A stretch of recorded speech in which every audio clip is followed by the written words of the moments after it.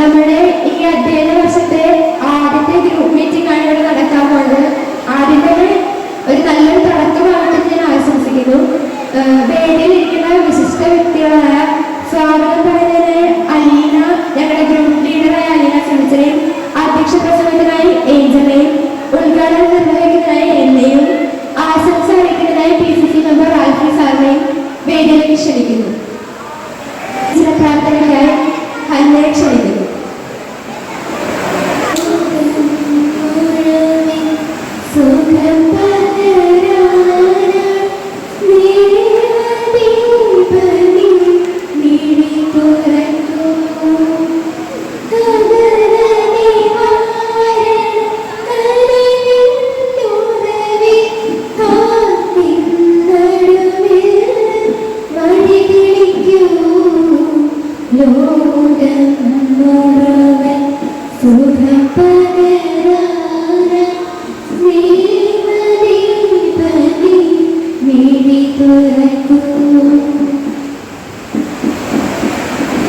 പറയുന്നതിനായി ഗ്രൂപ്പിന്റെ ലീഡറായ അലീന സുമിച്ചനെ ക്ഷണിക്കുന്നു. ഈശോയ്ക്ക് സ്തുതിയായിരിക്കട്ടെ. ഇന്നത്തെ 4ാം ഗ്രൂപ്പിന്റെ മീറ്റിംഗിലേക്ക് നിങ്ങൾ എല്ലാവരും സ്വാഗതം ചെയ്യുക എന്നതാണ് എൻ്റെ കർത്തവ്യം. ആദ്യമായി PCC മെമ്പർ റാഫി അങ്കിളിനെ സ്വാഗതം ചെയ്യുന്നു. അടുത്തതായി അധ്യക്ഷ സ്ഥാനം അലങ്കരിക്കുന്ന ഏഞ്ചലിനെ സ്വാഗതം ചെയ്യുന്നു. ഈ പരിപാടി ഉദ്ഘാടനം ചെയ്യുന്ന സുപ്രിയനെ സ്വാഗതം ചെയ്യുന്നു. ഇവിടെ ഇരിക്കുന്ന എൻ്റെ പ്രിയ കൂട്ടുകാരെയും മാതാപിതാക്കളെയും ഞങ്ങൾ ഈ പരിപാടിയിലേക്ക് സ്വാഗതം ചെയ്യുന്നു.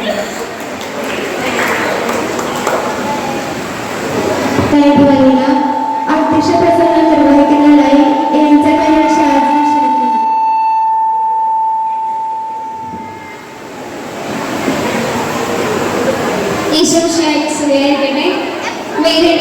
വ്യക്തികളെ, മാതാപിതാക്കളെ, എൻ്റെ പ്രിയ കൂട്ടുകാരെ, ഇന്ന് 4ാം ഗ്രൂപ്പിൻ്റെ അധ്യക്ഷ സ്ഥാനം അലങ്കരിക്കുക എന്നാണ് എൻ്റെ കർത്തവ്യം.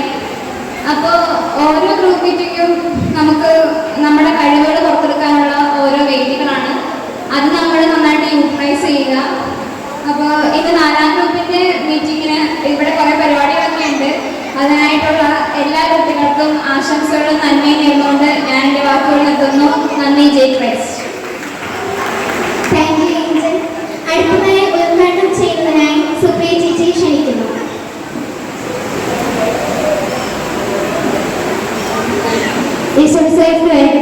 ഞാൻ ഈ ഗ്രൂപ്പ് മീറ്റിംഗ് ഉദ്ഘാടനം നിർവഹിക്കുന്നതിനായിട്ടാണ് ഇവിടെ എത്തിച്ചേർന്നിരിക്കുന്നത്.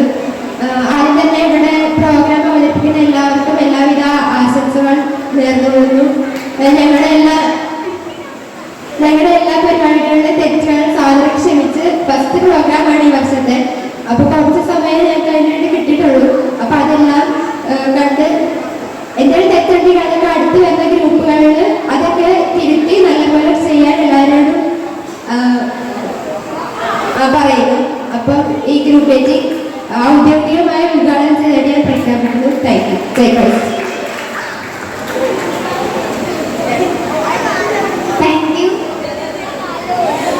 അടുത്തതായി ആശംസകൾ അറിയിക്കുന്നതിനായി PCC മെമ്പർ ആൽഫി സാറിനെ ക്ഷണിക്കുന്നു.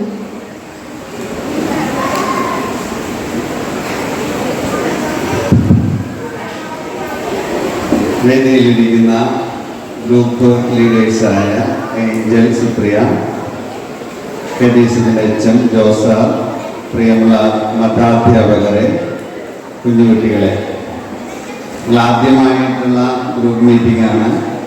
ആദ്യമായി തന്നെ സെയിൻറ്റ് മാത്യുവിൻ്റെ പേരിൽ ഉള്ള 4ാം ഗ്രൂപ്പിന് എല്ലാവിധ ആശംസകളും നേരുകയാണ്. ഞാൻ കഴിഞ്ഞ ദിവസം യൂട്യൂബിലെ ഒരു ഇൻ്റർവ്യൂ ഉണ്ട്. നമ്മുടെ ചങ്ങനാശ്ശേരി അതിരൂപത പിതാവായ തോമസ് തറയിൽ പിതാവിൻ്റെ ഒരു ഇൻ്റർവ്യൂ ആണ് കണ്ടത്. അപ്പം അദ്ദേഹത്തിൻ്റെ അടുത്ത് ഒരു പേരൻ്റ് ഒരു കുട്ടിയും കൂടി ചെന്നിരിക്കുകയാണ്. ഉന്നത വിദ്യാഭ്യാസമുള്ള കുട്ടിയാണ്. ആ കുട്ടി പഠനങ്ങളൊക്കെ കഴിഞ്ഞ് ഒരു അന്യ മതസ്ഥനുമായിട്ട് പ്രണയത്തിലായി. ആ ആളെ വിവാഹം കഴിക്കുവാനായിട്ട് തീരുമാനിച്ചു. അത് പിതാവിൻ്റെ അടുത്ത് പറയാനായിട്ട് ചെന്നിരിക്കുക. പിതാവിൻ്റെ അടുത്ത് കാര്യങ്ങളൊക്കെ അവതരിപ്പിച്ച് കഴിഞ്ഞപ്പോൾ പിതാവ് ചോദിച്ചു, നീ ഈ വിശ്വാസം ത്യജിച്ച് അവൻ്റെ കൂടെ പോകാൻ തീരുമാനിച്ചോ എന്ന്. കുറച്ച് കുട്ടികൾ അവിടെ പുറകിൽ നല്ല വർത്താനം.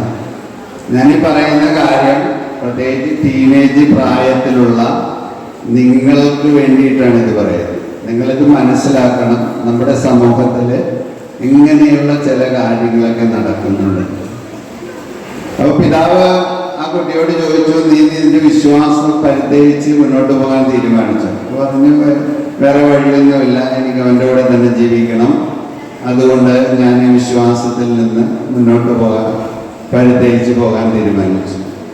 പിതാവ് വേറൊരു ക്വസ്റ്റ്യൻ ചോദിച്ചു, അവനോട് നീ ചോദിച്ചോ അവൻ ഇങ്ങോട്ട് വരുമോ എന്ന് ചോദിച്ചു. അവര് വരില്ല, അവര് ഭയങ്കര സ്ട്രോങ് ആണ്. അപ്പൊ അവര് ഭയങ്കര സ്ട്രോങ് ആണ്, നമ്മൾ സ്ട്രോങ് അല്ല. അപ്പൊ പിതാവ് എണീറ്റ് നിന്ന് കൈകൂപ്പി അവളോട് മാപ്പ് പറഞ്ഞു. 12 വർഷം കാറ്റീസം പഠിപ്പിച്ചു. 25 വയസ്സ് വരെയും കുർബാനയിലൂടെയും പ്രസംഗങ്ങളിലൂടെയും ഉത്ബോധിപ്പിച്ചു. എന്നിട്ടും നിന്റെ വിശ്വാസം നിനക്ക് ആഴപ്പെട്ടിട്ടില്ല എങ്കിൽ അത് എൻ്റെ പരാജയമാണ്.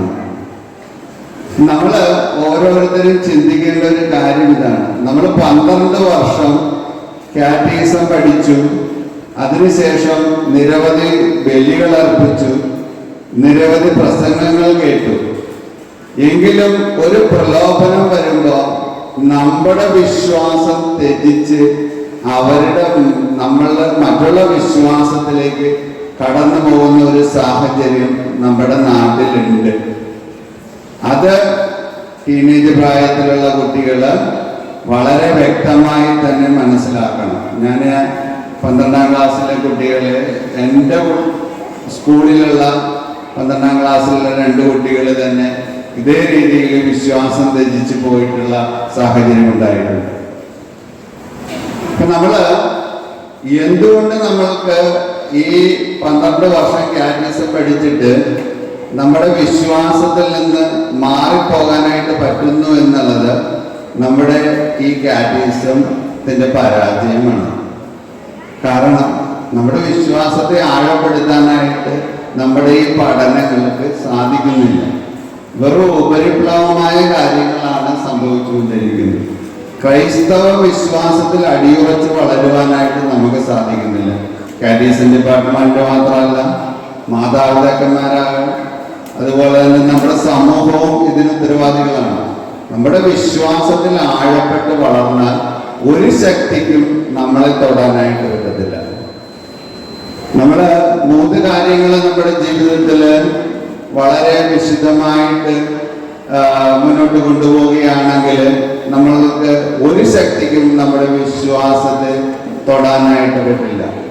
ഒന്നാമത്തെ കാര്യം എന്താണ്? നമ്മൾ ജീവിത വിശുദ്ധിയോടുകൂടി മുന്നോട്ട് നീങ്ങണം. വിശുദ്ധിയില്ലാത്തൊരു ജീവിതം നയിക്കുന്ന ഒരാള് എളുപ്പത്തിൽ വീണുപോകും.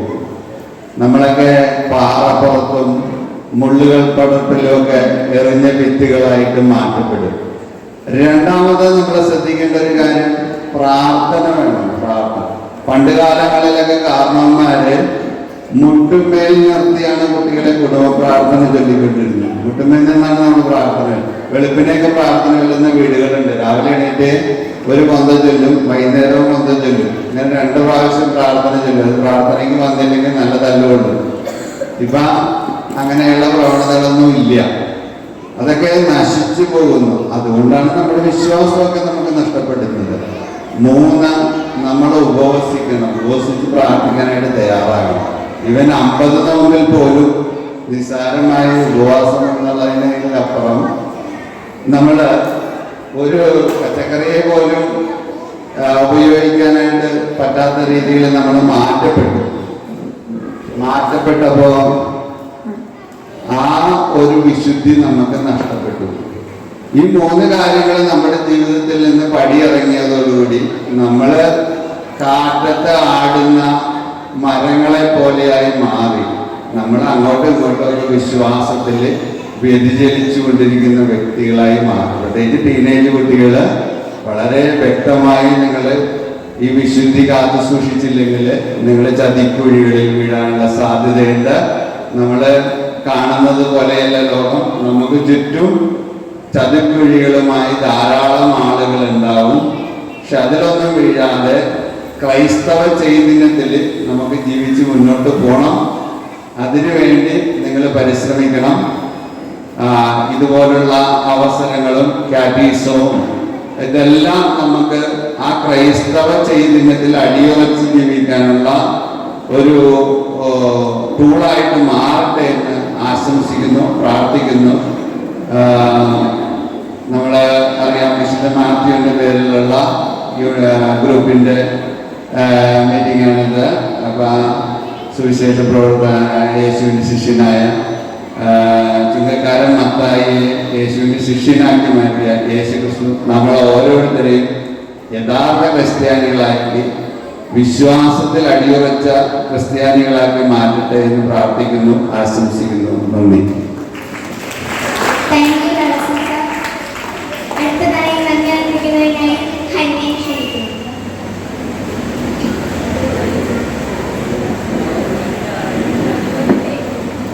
നന്ദി അർപ്പിക്കുക എന്നതാണ് എൻ്റെ കർത്തവ്യം. അതിനായി ഞങ്ങളുടെ കഴിവുകൾ വർദ്ധിപ്പിക്കുവാനും ധൈര്യസമേതം ഓരോ കാര്യങ്ങൾ ചെയ്യുവാനും ഇങ്ങനെയൊക്കെ അവസരങ്ങൾ ഇവിടെ ഒരുക്കി തന്നതിന് സർവശക്തനായ ദൈവത്തോട് ഞാൻ ആദ്യമേ നന്ദി അർപ്പിക്കുന്നു.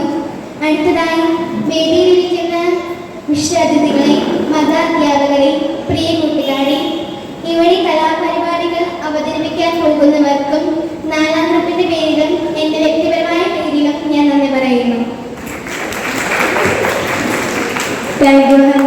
ഇതോടുകൂടി നമ്മുടെ ഒഫീഷ്യൽ മീറ്റിംഗ് അവസാനിച്ചിരിക്കുകയാണ്. ഒരു കുറച്ച് നേരം കൂടെ വേണ്ടി കലാപരിപാടികൾ ആരംഭിക്കും. എല്ലാവരും ക്ഷമയോടുകൂടെ സഹകരിക്കുക.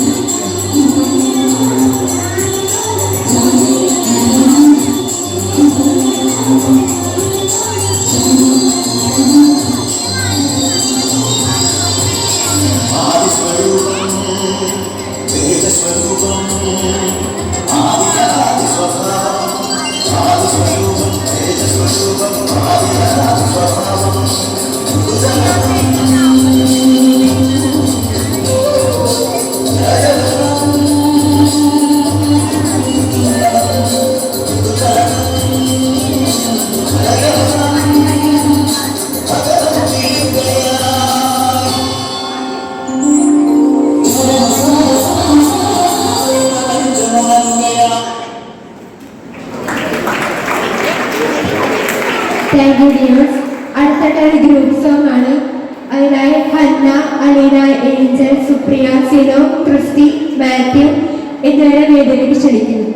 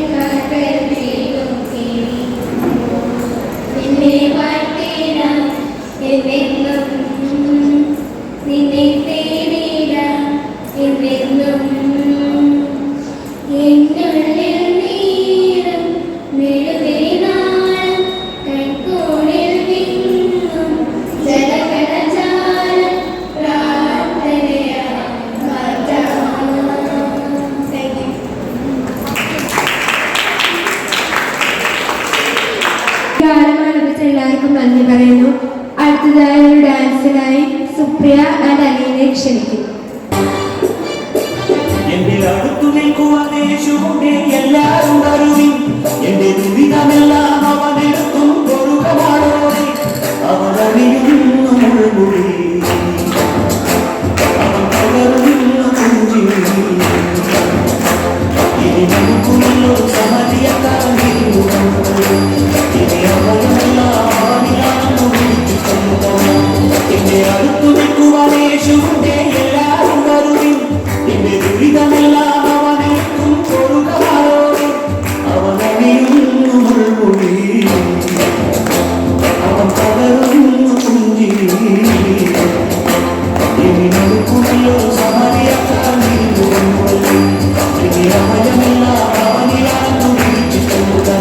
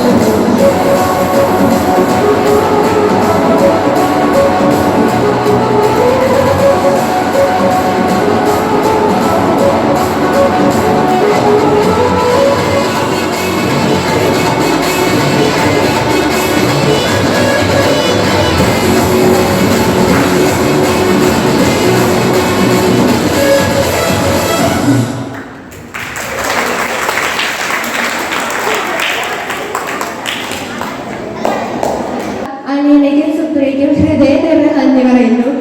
അടുത്തതായി വീണ്ടും ഒരു ഗ്രൂപ്പ് ഡാൻസ് ആണ്. അതിനുവേണ്ടി